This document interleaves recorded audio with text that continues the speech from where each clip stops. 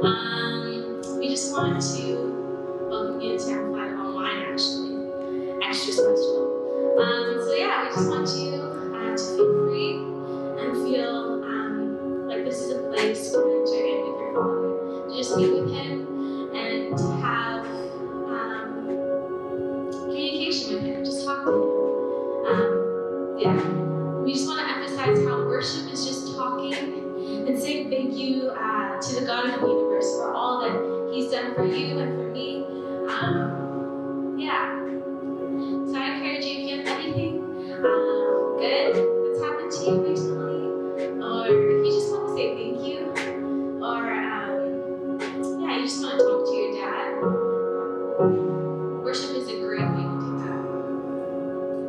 So yeah, let's just take a second and focus in on it.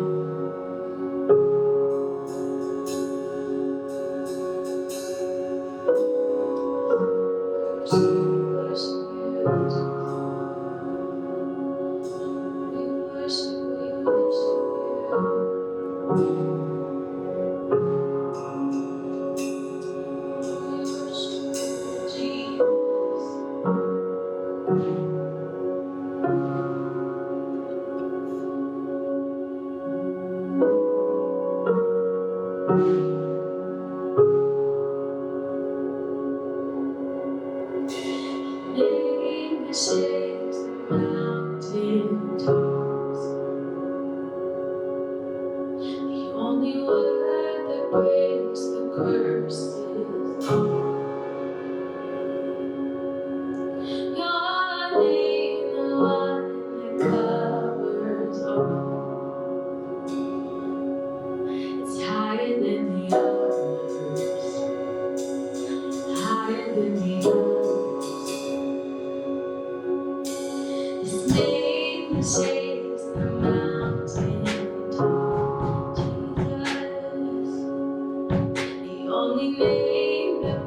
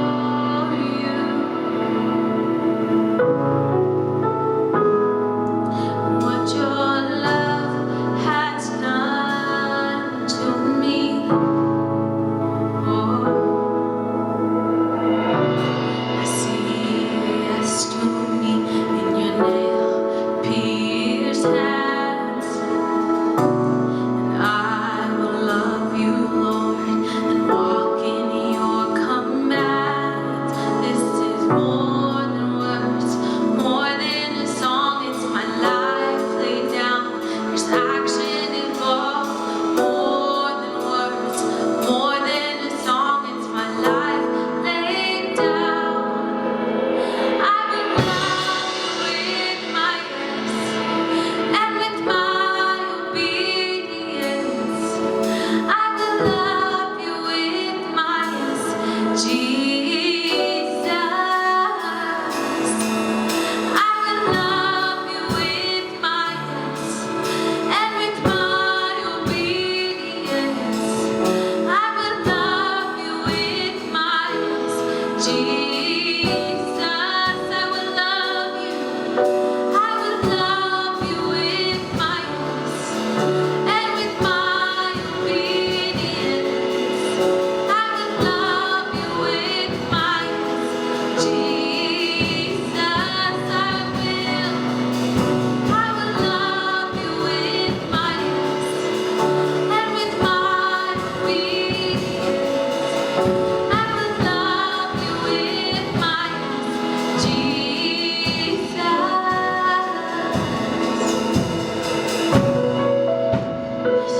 Worship you, Jesus. Oh, we honor you, Jesus.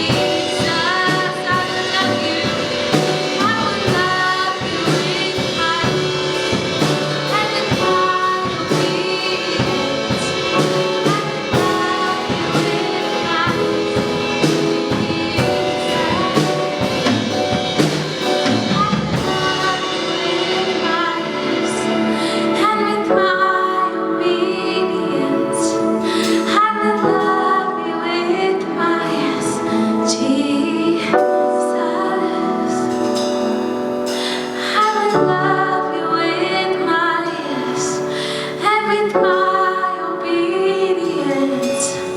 I will love you with my yes, Jesus.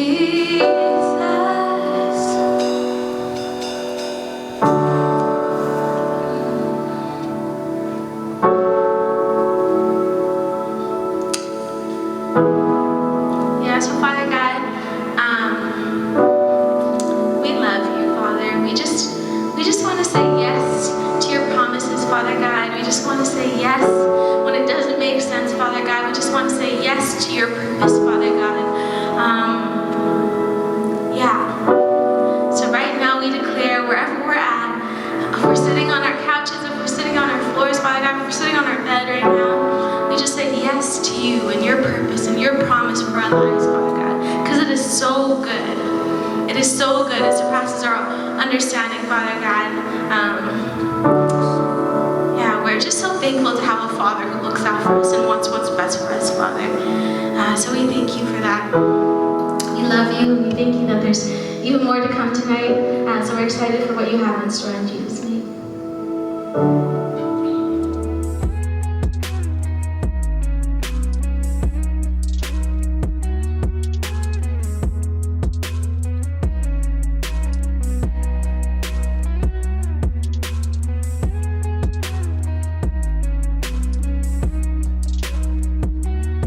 Hey guys, welcome to Amplified Online. Glad you could join us for another week of quarantine. So the title of today's message is God's Plan. Yep, God's Plan. You ever notice that there's a lot of people out there who like to plan? And you're probably thinking to yourself, I don't really think there are that many people who like to plan, because the people that we know who plan and who do stuff that involves planning, a lot of them don't really execute this plan that they have in their minds, right? A lot of them have plans, but they don't really get it done. And so we think maybe there might not be that many people who like to plan, but I think it's actually the opposite. A lot of us really do like to plan. That I think, what I can point to is, I think about every single winter, okay? It's winter time, and I always have every single winter like 10 to 20 different conversations with people talking about, hey, we should really plan a trip this summer, or we should really go on a road trip, or we should really do this, or go on vacation, or go do something together, some kind of vacation type of thing that we got going on. And I hear that, and I'm probably just like you, who, we're thinking 95% of the conversations that we have that go like this are not really legit, right? People just love to say, let's go on vacation, let's go do something, but the reality is, it's probably not going to happen. And I feel like people say that, and maybe we like to talk about it and act like it's actually going to happen, but I don't know, it's almost like we're playing this game.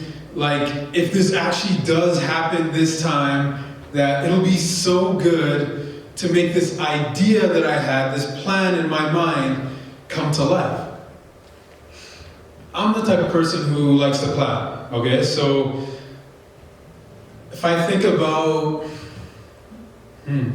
like, not every single day, like in terms of like writing stuff down inside of a diary, or like inside of a day planner, to have my day plan out of like the meticulous details of everything that's going on, but I like to plan out long term. And so I think about, okay, I have this goal that I want to accomplish. I have this stuff that I want to do down the road at some point one day. And so I like to work out, okay, these are the steps that it's going to take to accomplish that goal, that idea, that thought that I had in my mind. So I like to plan that stuff out. And so it made sense to me when I thought, okay, it's time for me to get a house, move out of my parents' place and buy my own place. And so I had to plan for that. I had to think about, what is my income? How much money do I make? How much money do I spend every single month? How much of that goes to just mindless spending? How much of that is actually bills, my tithe?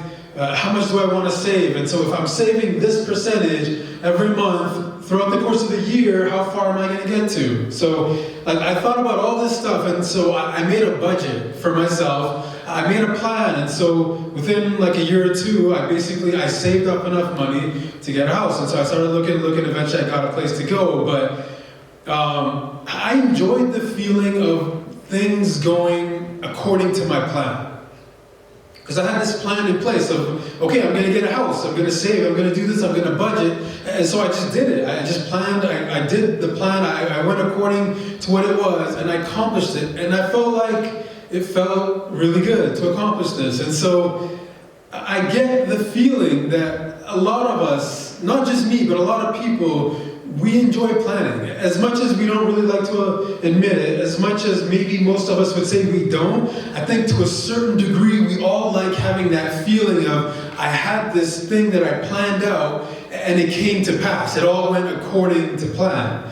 And so I think we all like that feeling. And so when we get that feeling, I feel like it plays out in a sense where we think, because this is how it works out in certain areas of our lives, with certain things that we can actually plan, I think a lot of us get this mindset or this belief that means that this is how it works with our spiritual life as well. That because we can plan stuff out with our physical life and only certain aspects of our physical life, that we feel like our spiritual life kind of works the same way. And we try and plan out our spiritual lives, and it's funny because we get surprised when things don't go according to plan, right? And then we feel like when things are going well, we feel like, okay, we've executed this plan that I made. Things went according to what I had in store. Things went well. Like, this is awesome. This is what it looks like to accomplish my spiritual plan. Like, I made it happen. But then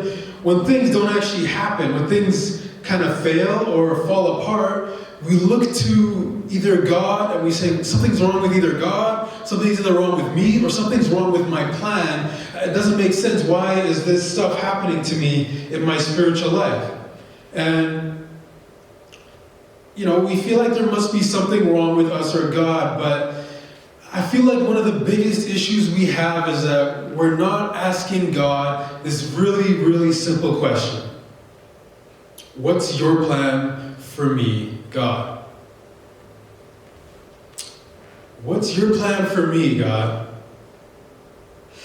And I think it's funny because a lot of us, we feel like we're living this faith-filled journey where we're living our lives completely for God, but what's the evidence of that in our lives? We say we're living for God. We say we're living this faith-filled, spiritual life, but at the same time, where's the evidence of it? Like, where do we see that actually coming to life? And I want us to look at this very simple question today, and it's the question of, what does living in God's plan look like for me in my life? What does living in God's plan look for me in my life? And I want us to go to this story. It's in 1 Kings chapter 17, verse 8. So you can write it down. I'm going to be reading from the New Living Translation. And this is part of the story of Elijah. This guy, he was a prophet. He was a man of God, and he was known to speak on God's behalf. And one day God sent him to go to a king, and the king of Israel, and to speak to him and to tell him, listen, there's going to be no rain for several years until I tell you that it's going to rain.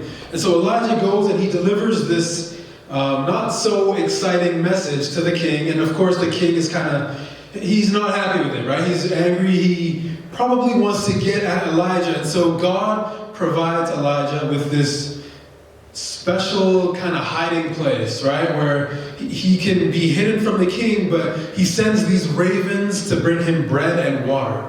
And he puts him in a place that's beside a stream. So there's a brook where he can drink water out of. And so Elijah is literally living this life where birds are feeding him his food and his meat and his bread. And he has a brook right beside him that he can just drink straight out of. Like, God provided this amazing oasis for this man who was hiding from the king. And I think for a lot of us, that's how our story kind of begins with God.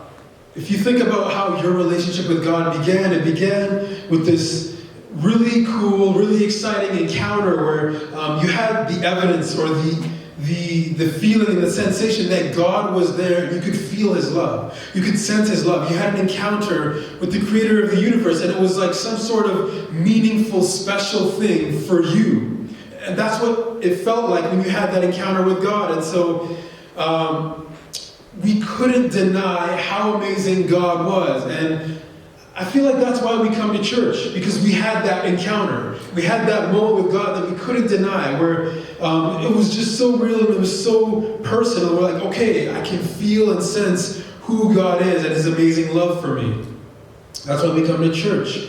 That's why we do. That's why we still attend like small groups and we get together and we want to know more about God, right? That's why we have people who, like our media team, who come through and they record like this service that's happening right now, or even have a lot of content that they prepare for you guys online. Or there's people who, in different forms, like the worship team and sound people and all these different people who come together and they say, I want to serve you. And they do that because they had that meaningful, special encounter with God. Because of that moment, it literally changes us, because we all encountered the love of God through one way or another. And so that's kind of where we have this story with Elijah, where he has this amazing encounter with God, and then we pick it up in verse 8 of this story. Then the Lord said to Elijah, go and live in the village of Zarephath, near the city of Sidon. I've instructed a widow there to feed you. Okay, after that really big, extravagant encounter, that real personal connection that we have with God, a lot of us, I don't know if you've had this happen to you before, but for a lot of people, it happens where you have this meaningful, deep, spiritual encounter with God, where you have something real and you have something amazing, like that is God alive in my life, but then we don't really seem to see a lot of that happening after that moment.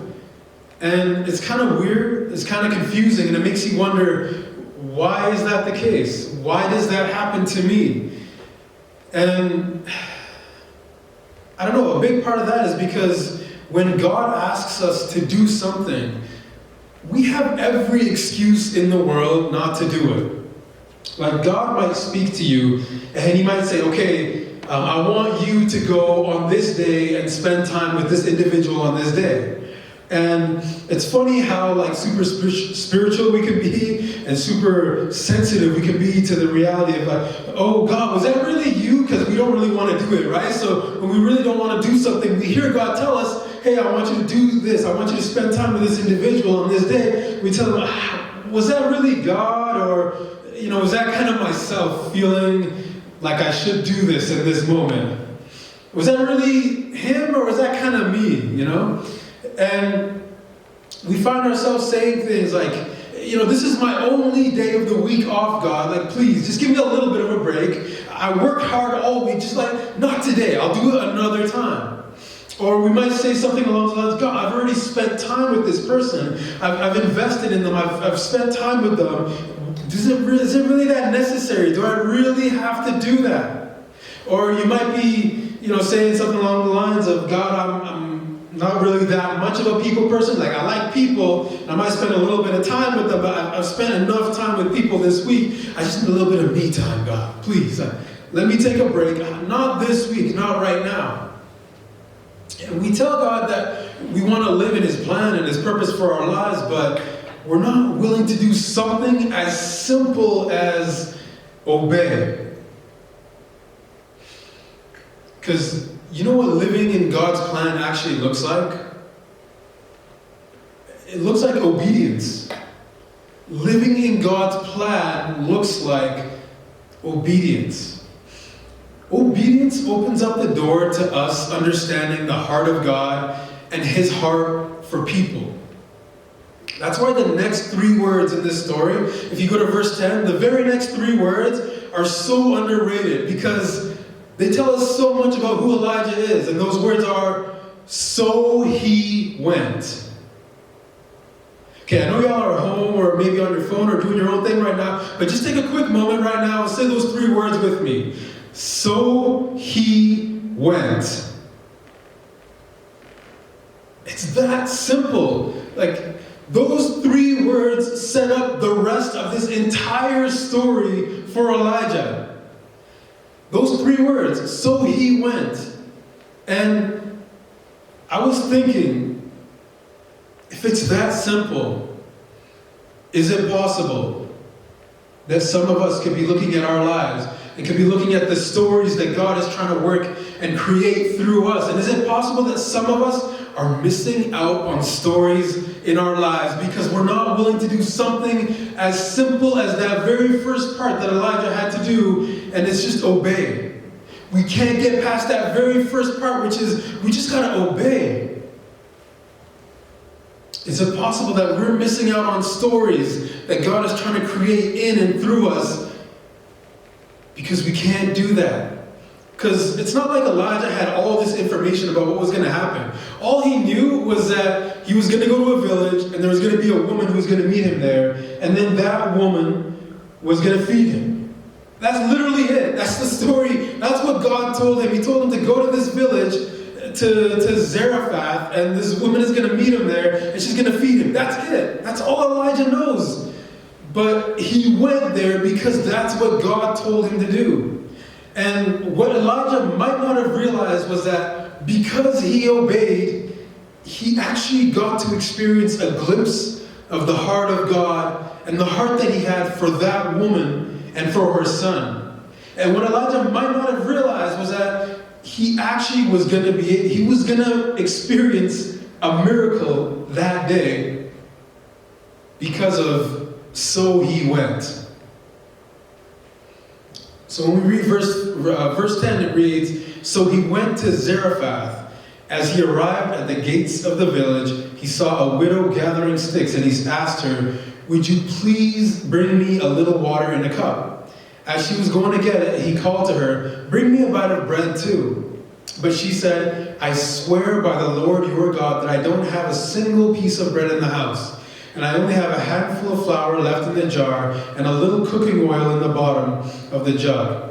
I was just gathering a few sticks to cook this last meal, and then my son and I will die.' But Elijah said to her, 'Don't be afraid. Go ahead and do just what you said, but make a little bread for me first. Then use what's left to prepare a meal for yourself and your son.'"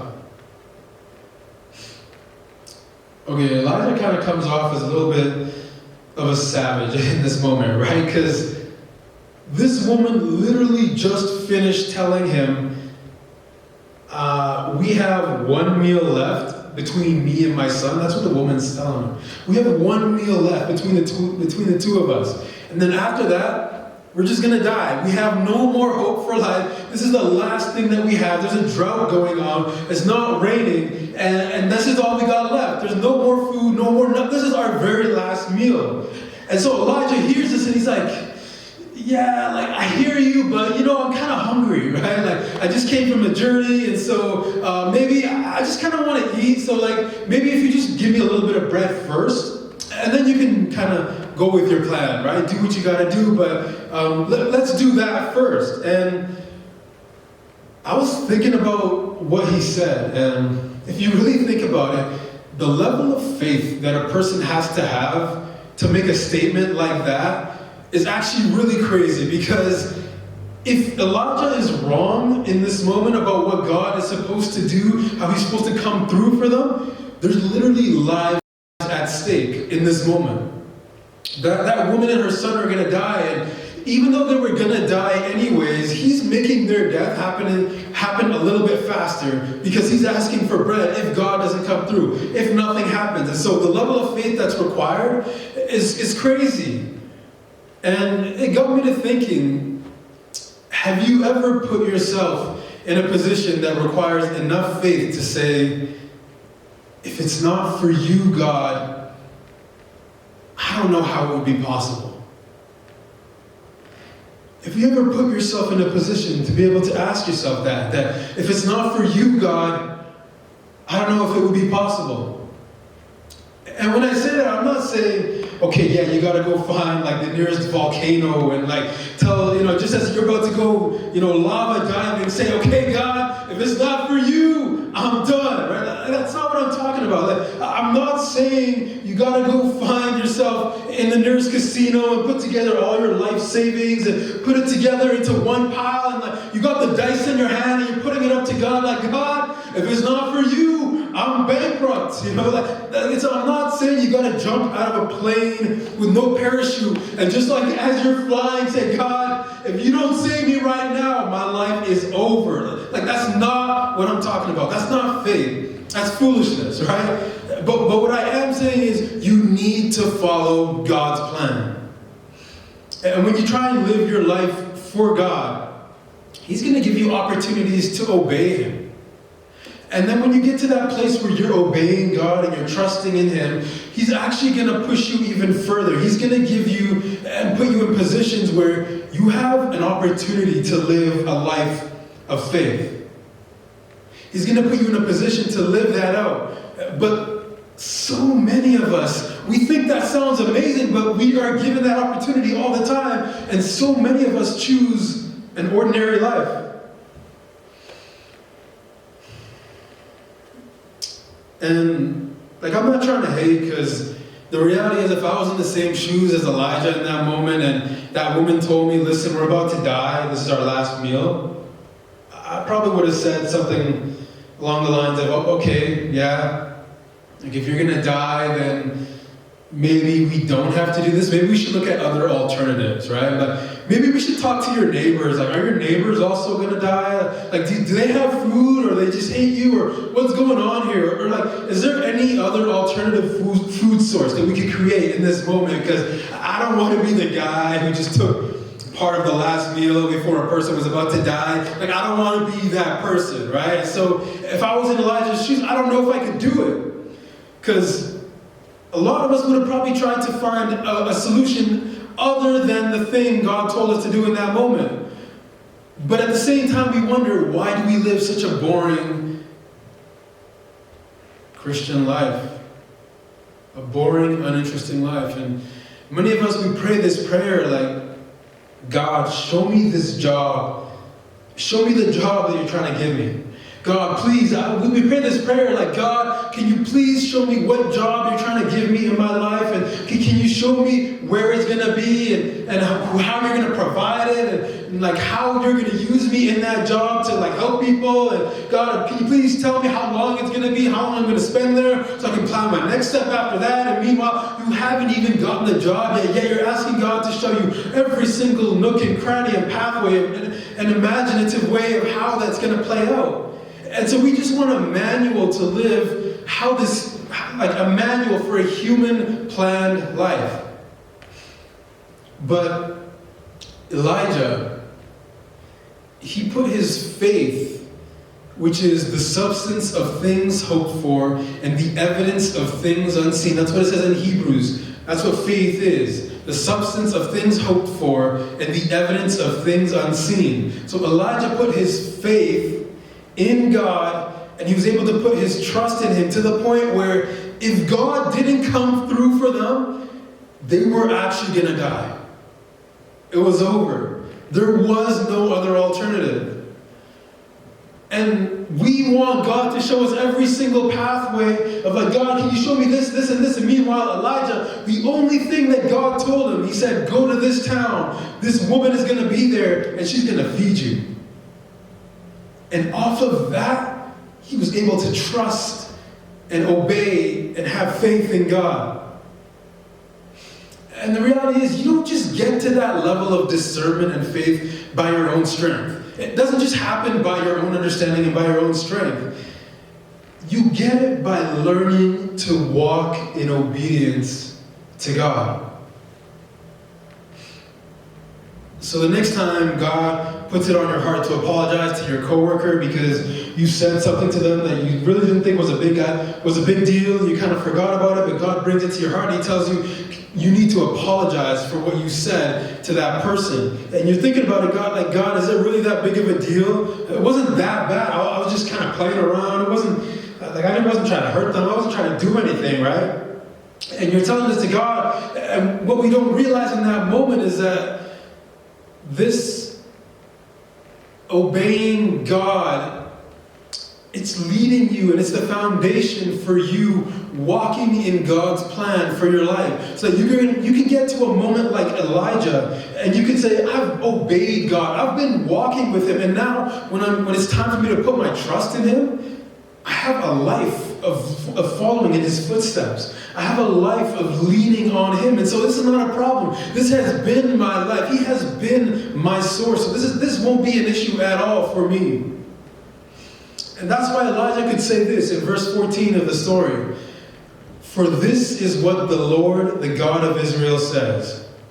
This is Elijah speaking. There will always be flour and olive oil left in your containers until the time when the Lord sends rain and the crops grow again. And then it continues in verse 15. So she did, she's the woman, so she did as Elijah said, and she and Elijah and her family continued to eat for many days. There was always enough flour and olive oil left in the containers, just as the Lord had promised through Elijah. Elijah's faith led to an incredible miracle that he got to be a part of that day. Because he could trust in God in that moment. But you know what else Elijah's faith and obedience did for that woman? It led that woman so far that it gave her the confidence, the obedience, and the faith to trust in God in that moment. And she also got to see God move in her life and do a miracle in her life as well. She got to see a miracle in her life because of the faith and obedience that Elijah walked in. So his faith created a miracle for her. Not only did he become part of a miracle, but he helped a miracle come to life in the life of a woman and her son.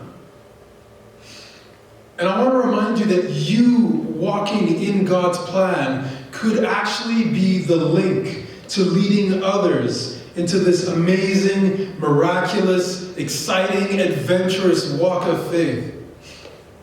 Like, when you walk in God's plan, you actually lead others to walk in God's plan as well. Because even at a later point, the woman's son got sick, and Elijah, he was prepared for that moment from walking in God's plan. He was able to see and to come to that moment and not panic and not be in fear, but he was able to be part of yet another miracle in that moment in the woman's life. And that woman truly believed in God from that day forward. Like, her life was saved. She believed in God. She got to experience faith, action, miracles. All of that happened because so he went. With that phrase, so he went. And there was obedience from Elijah. It all started with obedience. And I think about the story of Solomon. This man, he did a lot of crazy stuff in his life. He kind of fell off the path, and he kind of went away and did his own thing. And Solomon, he did a bunch of stuff that wasn't perfect, but when you think about the life of Solomon, the thing that stands out about him is he was known as the wisest man who ever lived. That's how we know him today. And when we think about someone like David didn't live a perfect life. He didn't strive to live a perfect life, but what he did do is he was a man known after God's heart. And so his life was ruled by the power and the presence of God. Like, you think about Moses. Moses was known as a man who led an entire nation into freedom and out of the slavery of the Egyptians. Like, that's who Moses was known for, even though he made a bunch of mistakes. Like, there's people in the New Testament like Paul, and there's Peter, and there's Silas, there's Stephen, there's John, there's all the apostles who lived with God, who lived a life for Jesus, And they're known for doing that. They were known for living a perfect life because that's not the life we're trying to live. That's not the life they're trying to live. That's not the life that God wants us to live. The life that He wants us to live is something that's marked by Him, marked by His presence, and marked by His love.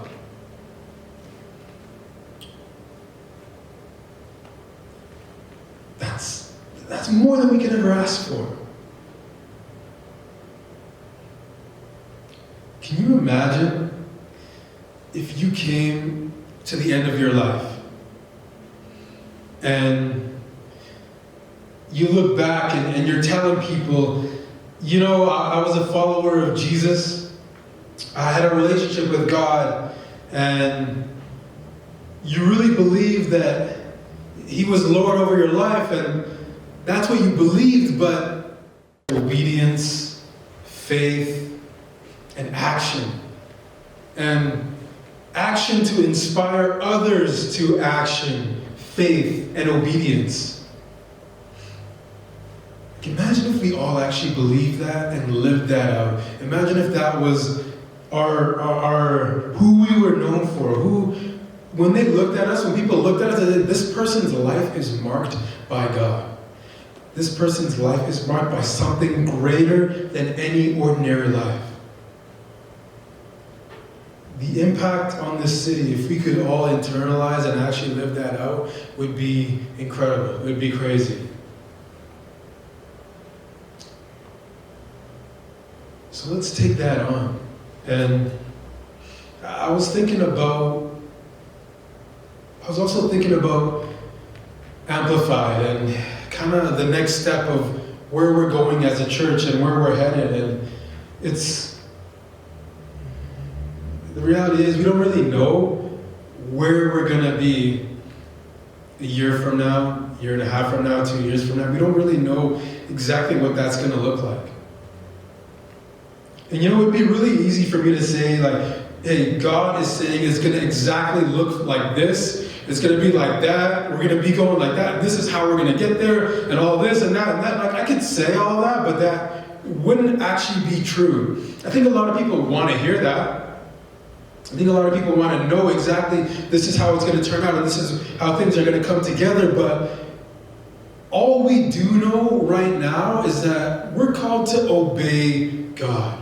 And God is telling us to love people, to serve people, to love Him, to do that in the context of our community, of the people that we know in this area, in this entire city. That's what we know He's calling us to do right now. So that's what we're going to live out, and that's what we're going to do. And we're going to pray, and we're going to continue to pray that God reveals the next step.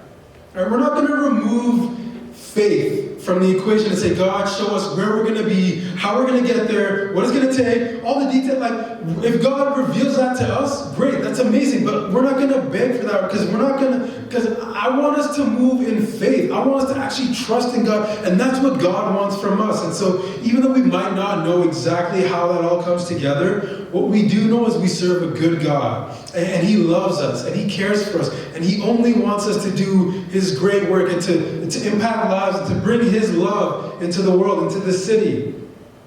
That's what we're going to do. And we're going to trust in Him every step of the way. And we're not going to move where He doesn't tell us to go. And we're not going to make up where He says we should be either. We're going to trust in Him that God will reveal it in the appropriate and correct time. And so I want y'all, if you have been worried or been thinking about that, let's just rest in the reality and the hope of God. In the goodness of who He is, that He knows things that we don't know, and He has better thoughts and ways than we could ever have. And so let's trust in the Creator of the universe, that He's got our back, and that we're going to move in faith and interact with that and obey Him, so we know what it looks like when it's time to move in a big move of faith in that moment. And I believe that as we do that as a church, let's all pray that God would do that for us as individuals, that we could be people like Elijah, who impact a woman's life so much that she was moved to an act of faith. Because this woman had one last meal, and she took part of that last meal, and she said, you know what? If your God is saying this, then here you go, right? So because of Elijah, she was moved to obey. She was moved to faith, and she saw a miracle happen in her life. But it didn't happen because she was chasing a miracle. It happened because she was obedient and trusted in the Father. And because Elijah was obedient and trusted in the Father. And he was able to do that because he knew the love of God and how real it was in him and his life. And so I want to encourage you all today, let's receive that love of God and not just take it for that big encounter, for that big moment, for that crazy thing that happened, but let's trust him in obedience. And as we learn to obey God, then we'll be able to be pushed to faith, to do greater things than we could ever have imagined to do on our own. To live a life that's greater than anything we could have ever planned, so that we could live out God's plan. And I want us to bow our heads and close our eyes for a moment, because there's some of us here who haven't allowed God to speak to us. And when he has, and we were given opportunities to obey, we just ignored him. And so, can you take a moment to just say, God, I'm sorry. God, forgive me. I turn back to you. And then there are some of us who have been given the opportunities to trust in him and to move into faith, but really we could only trust in ourselves instead. And so I want you all to pray as well. God, fill me with your love. And I'm going to trust in you. I'm going to obey you, and I'm going to put my faith in you.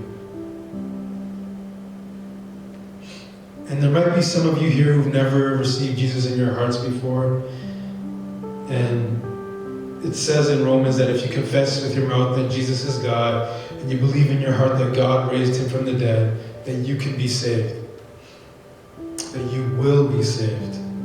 And I want to lead you in a prayer that invites Jesus into your heart. And if you've already accepted him as your Lord and Savior, then just pray this prayer with the people who might be praying this for the first time. So you can repeat after me. Dear Jesus, I give you my life.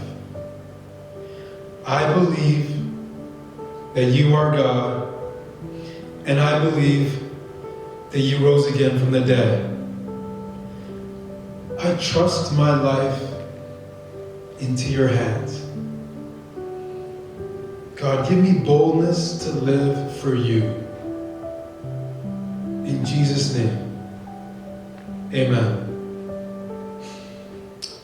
If you accepted Jesus for the first time, please contact us. Get in touch with us at the Amplified page, and we'd love to pray with you and support you in your new journey of faith. And for the rest of you, we'll see you guys in small groups and next week. So have a great week, guys.